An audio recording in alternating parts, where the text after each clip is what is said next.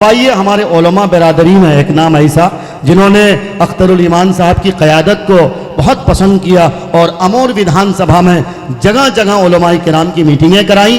बदनामियाँ बहुत आई हैं, लेकिन यकीन जानिए हम जानते हैं इलाज प्यास का दरिया के पास रहता है, इसीलिए तो समंदर उदास रहता है और बड़े ही प्यार से तहजीब देखती है इन्हें, ये कौन बस्ती में सादा लिबास रहता है। तो ये शख्स जो सादा लिबास में मलबूस हुआ करता है और अपनी ज़ुबान से हमेशा हक्कानियत की बात करता है, इस सादा लिबास और इस सादा लिबास के मलबूस शख्सियत को देखते हुए आज उलमा भी अंगुश्ते बदंदा है कि हम अख्तरुल ईमान के हाथ को मजबूत करते हैं तो ये हमारी जीत होगी। मौलाना अबू सालेह कासमी साहब माइक। आपसे न मेरी तकरीर होगी, न वाज, न भाषण, सिर्फ एक दर्द, क्योंकि दर्द दिल के वास्ते पैदा के इंसान को, वरना तात के लिए कम न थे करो बयां। एक दर्द आपके सामने रखना चाहते हैं। बड़ा अफसोस होता है, हमारे यहाँ के लोग कितने भोले भाले हैं, जब कहते हैं कि एकटा वोट छे जहां पाम दे दूं, बहुत तकलीफ होती है। और बाद लोग कहते हैं कि एकटा वोट छे मियाँ भागता खाइल खाते खाते अपना दस्तरखान बैठे दिले, उनको दे देंगे। मेरे भाइयों सुनो, 11 तारीख को अल्लाह तबारक व तआला ने आपको एक मतदान दिया है।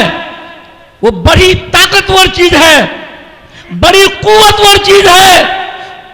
जिस हक को आपको दिया गया है, अगर इस हक के अधिकार को आप न समझे तो इससे ज्यादा ना समझी कुछ नहीं होगा। इसलिए मैं कहना चाहता हूं, मैं पहले ही कहा कि आप आज रात को इस भाषण से, इस सभा से जाने के बाद जब सो जाएंगे, सो के सोचिएगा, गौर कीजिएगा, अल्लाह ने हमें ये ताकत दी है, ये कुव्वत दी है, इसका इस्तेमाल किधर होगा, कहां होगा।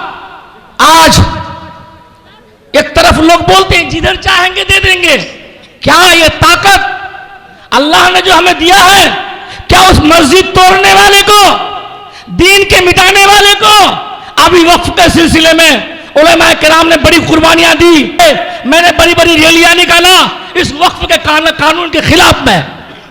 हमारे अवाम सो रहे हैं, बेदार नहीं है।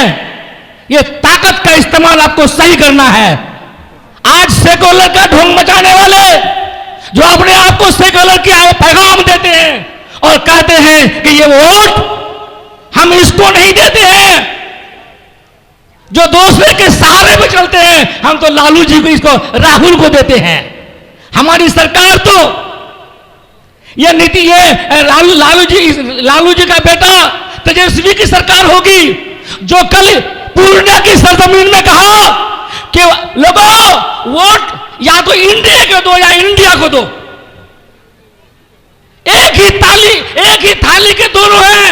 इसे सोचना है, सोचकर फिक्र करके आपको 11 तारीख में अपने मतदान का, अपने हक का इस्तेमाल करना है कि हमारा वोट कहां जाएगा, हम वोट किसको देंगे, यह आवाज नहीं सुनना चाहते हैं। बड़ी तकलीफ होती है। हमारे भाई लोग कहते हैं एकटा वोट से जात पाम दे दूं। एक वोट नहीं, आपके पास ही बड़ी ताकत है, इस ताकत का इस्तेमाल सही करें। यही मेरा पैगाम है, यही मेरी दावत है, यही मेरा कुरान है। इसी के साथ मैं अपनी बात को खत्म करता हूं। बहुत बहुत शुक्रिया। ये थे मौलाना अबू सालेह साहब, एक बार जोरदार तालियों से इस्तकबाल कीजिए।